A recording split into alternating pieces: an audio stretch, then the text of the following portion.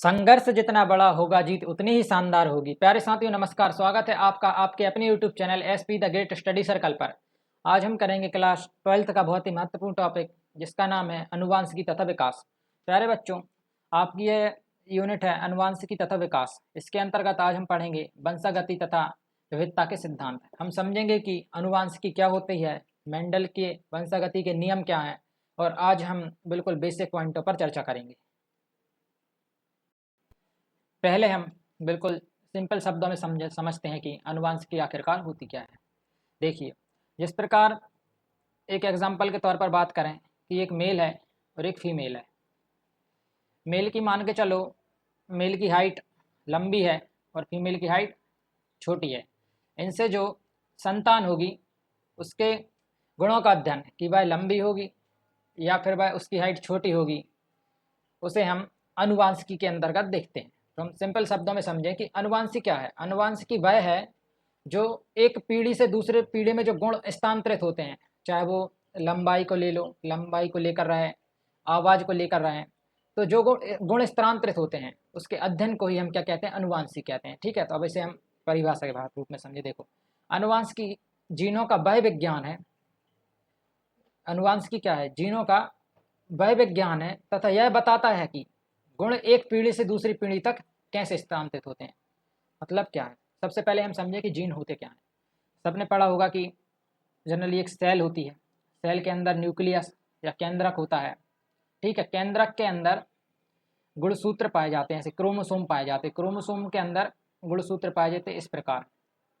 गुणसूत्र में जीन्स पाए जाते हैं इस प्रकार, छोटे छोटे। यह जीन्स जो हैं अनुवांशिकों का क्या होते हैं, वाहक होते हैं। यह तय करते हैं कि जो कोशिका होगी या जो संतान होगी उसकी हाइट किस पर निर्भर करेगी, माता पर या पिता पर, उसकी आंखों का कलर कैसा होगा, उसके गुण कैसे होंगे। तो कुल मिला के कि एक पीढ़ी से दूसरी पीढ़ी में जो गुणों का स्थानांतरण होता है उसे हम अनुवांशिकी कहते हैं। आगे हम और भी अच्छे से क्लियर करेंगे। ठीक है, चलो देखिए, जिस प्रकार चित्र से स्पष्ट है कि सेल होती है, एक सेल है, सेल के अंदर यह न्यूक्लियस है। न्यूक्लियस के अंदर बहुत सारे क्रोमोसोम पाए जाते हैं, ऐसे बहुत सारी संख्या में से बिखरे हुए क्रोमोसोम पाए जाते हैं। क्रोमोसोम के अंदर यह डीएनए पाए जाते हैं। डीएनए में इस प्रकार यह जीन्स क्या होते हैं, चिपके हुए होते हैं। यह जीन्स वो जो है वह बहुत छोटी इकाई होती है। ठीक है, यह जो है गुणों के वाहक होते हैं, अनुवांशिक गुणों के वाहक होते हैं। मान के चलो एक मेल है और एक फीमेल है। फीमेल की आँखों का कलर ब्लैक है तथा मेल की आँखों का कलर ब्लू है। तो इनसे जो संतति होगी या इनकी जो संतान होगी उसका कलर कैसा होगा, यह डिसाइड क्या करेंगे, यह जीन डिसाइड करेंगे। ठीक है, तो क्या कह सकते हैं कि एक पीढ़ी से दूसरे पीढ़ी में जो अनुवांशिक गुण होते हैं उनका जो वाहक होता है, उनका जो गुण का मतलब जो प्रवाह होता है, उसका अध्ययन ही क्या कहलाता है, उसका अध्ययन ही अनुवांशिकी कहलाता है। ठीक है, तो देखो, अनुवांशिकी शब्द या जेनेटिक्स शब्द का प्रयोग सर्वप्रथम वाटसन ने किया। यह एक बेसिक मतलब फैक्चुअल जानकारी है, याद रखें। ठीक है, तो जेनेटिक्स शब्द का प्रयोग सर्वप्रथम किसने किया? वाटसन ने किया। सबसे पहले ग्रेगर मेंडल ने, सबसे पहले हुआ क्या, एक बार समझो 2 मिनट। ग्रेगर मेंडल ने, एक वैज्ञानिक हुए जिनका नाम था ग्रेगर मेंडल। ग्रेगर मेंडल ने अनुवांशिकी के अध्ययन के लिए 2 मटर के पौधों को लिया। एक की हाइट लंबी थी और एक की हाइट छोटी थी, और उनसे जो अगला पौधा बनेगा उसके गुणों का अध्ययन किया। और उन्होंने एक बताया कि एक फैक्टर होता है जो कि जो गुणों को वाहक करता है, गुणों को आगे ले जाता है, एक पीढ़ी से दूसरी पीढ़ी में ले जाता है। इसके बाद एक वैज्ञानिक आए जिनका नाम था जोहान्सबर्ग। जोहान्सबर्ग ने अपने अध्ययन के द्वारा यह बताया कि यह जो फैक्टर होता है, यह जो कारक होता है जो अनुवांशिक गुणों को आगे ले जाता है, उसे जीन कहते हैं। ठीक है, तो जीन शब्द का प्रयोग सर्वप्रथम किसने कहा, किसने? जोहान्सबर्ग ने किया। तो एक बार देखते हैं। देखो कि जेनेटिक्स से संबंधित पहला अध्ययन ग्रेगर जोहान मेंडल ने किया था। ठीक है, इन्हें फादर ऑफ क्या कहते हैं, इन्हें फादर ऑफ जेनेटिक्स कहते हैं। ठीक है, फादर ऑफ जेनेटिक्स, अनुवांशिकी का जनक है ना। Father of modern genetics T H Morgan को कहते हैं, एक फैक्चुअल जानकारी के रूप में याद रखें।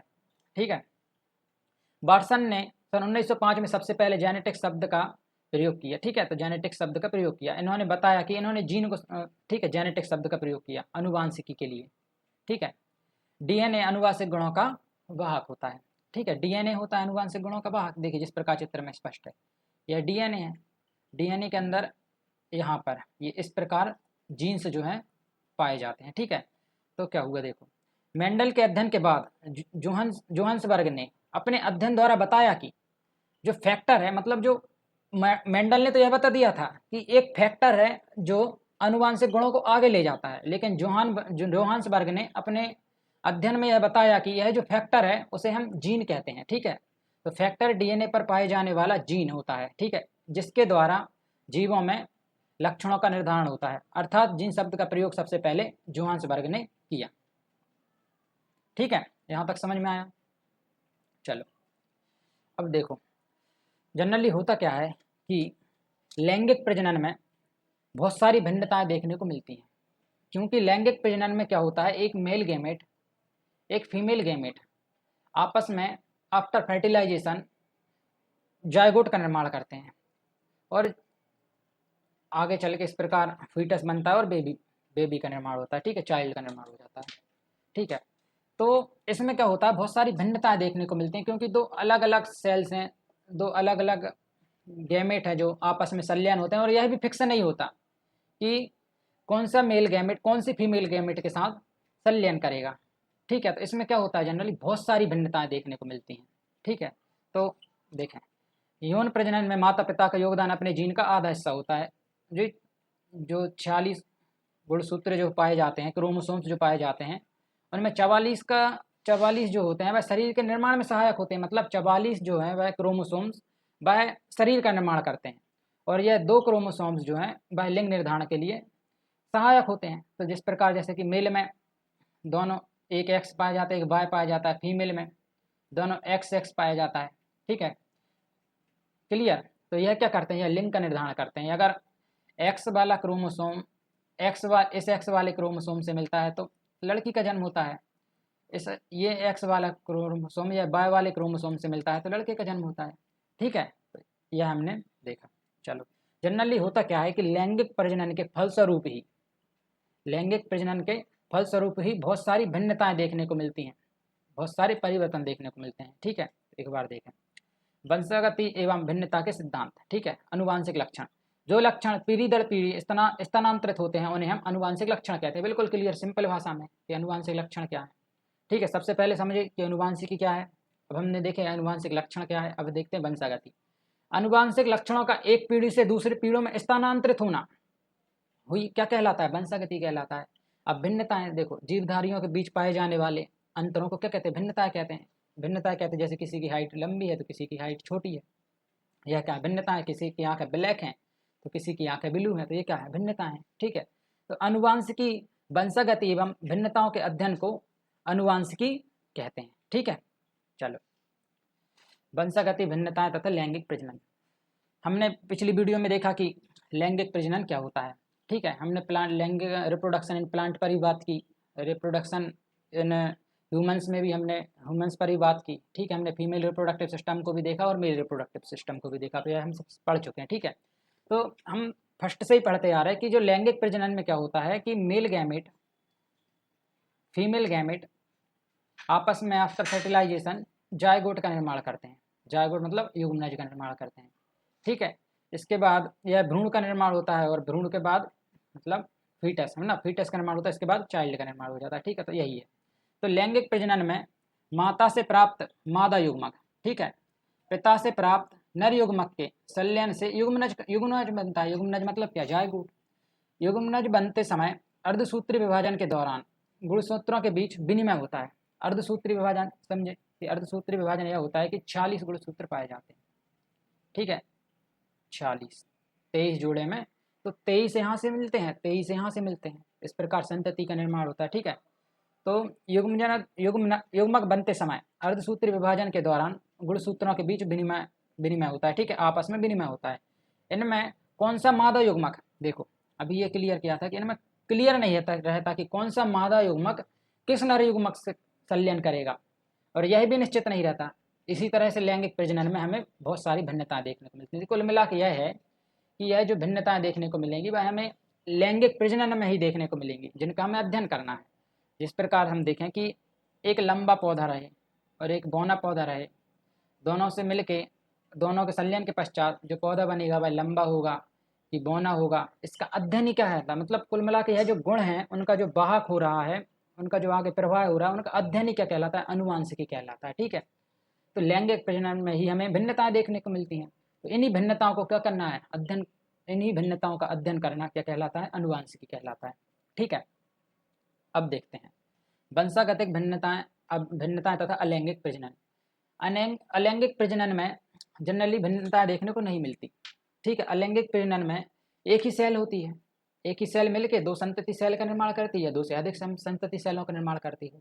ठीक है, या फिर बडिंग के पश्चात संतति सेलों का निर्माण होता है। देखो जिस प्रकार अपन देखते हैं कि जैसे एक सिंपल एग्जांपल ले लें कि जैसे गुलाब का पौधा हम लगा रहे हैं, उसकी क्या करते हैं, हम कलम काट के ले आते हैं और दूसरी जगह लगा देते हैं, फलस्वरूप क्या मिल जाता है, दूसरा गुलाब का पेड़ मिल जाता है, पौधा मिल जाता है।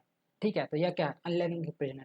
इसमें हमें भिन्नताएं देखने को बिल्कुल भी नहीं मिलती, मतलब 0% चांस रहते हैं भिन्नताएं देखने मिलने के लिए। देखो अब देखो, अलैंगिक प्रजनन में जीवधारियों की उत्पत्ति केवल एक जनक से होती है, एक ही जनक सेल होती है, तथा जनक पीढ़ी के सभी लक्षण ज्यों के त्यों संतति में आ जाते हैं, जिसे हम क्या कहते हैं, क्लोन। क्लियर, बिल्कुल पॉइंट वाइज पॉइंट आज हम बेसिक समझेंगे, बिल्कुल केवल और केवल। और इसके अलावा यह जो पीपीटी है, यह पीपीटी या फिर यह नोट्स प्राप्त करने के लिए हमारे व्हाट्सअप नंबर डिस्क्रिप्शन में दिया गया है, उस पर आप मैसेज करें और यह नोट्स प्राप्त करें। ठीक है, इसके अलावा यह जो हैंड रिटन नोट्स हैं जो बहुत अच्छे फॉर्मेट में लिखे गए हैं, इनको भी आप प्राप्त करने के लिए हमारे व्हाट्सएप नंबर पर मैसेज करें। और ठीक है, चलो कंटिन्यू करते हैं। चलो, मेंडल ने अपने प्रयोगों में मटर का उपयोग किया। बताया था मैंने कि क्या हुआ कि ग्रेगर मेंडल ने क्या किया, ग्रेगर मेंडल ने अपने प्रयोगों द्वारा जेनेटिक्स के आनुवांशिकता के कुछ नियम दिए, उन्हीं का अध्ययन हमें आगे करना है। तो देखते हैं सबसे पहले क्या है। मेंडल ने अपने प्रयोगों में मटर का ही उपयोग किया। अच्छा, मटर का ही उपयोग क्यों किया, उसका क्या कारण है? तो देखो, सबसे पहले तो जो मटर का पौधा होता है उसमें बहुत सारी भिन्नताएं पाई जाती हैं। मतलब बहुत सारे लक्षण देखने मिलते हैं। कई बार मटर का पौधा जो जिसकी हाइट बड़ी रहती है, एक ही जो प्रजाति के पौधे उन्हीं की, किसी की हाइट बड़ी रहती है, किसी की हाइट छोटी रह जाती है, किसी के फूलों का रंग सफ़ेद होता है तो किसी के फूलों का रंग नीला हो जाता है। तो मतलब कुल मिला के बहुत सारी भिन्नताएं देखने को मिलती हैं, सबसे पहला फैक्टर। और उससे भी ज़्यादा महत्वपूर्ण फैक्टर यह पड़ता है कि पौधा चुनने का मुख्य कारण भी यह होता है कि जो पौधे की जो उम्र है, मतलब उसका जीवन काल बहुत ही छोटे समय में कंप्लीट हो जाता है। लगभग 3 से 4 महीने में हमें एक पीढ़ी देखने को मिल जाती है। इसलिए मेंडल ने इनका प्रयोग किया, मटर के पौधे का उपयोग किया। ठीक है, तो बिल्कुल सिंपल भाषा में समझ में आ गया।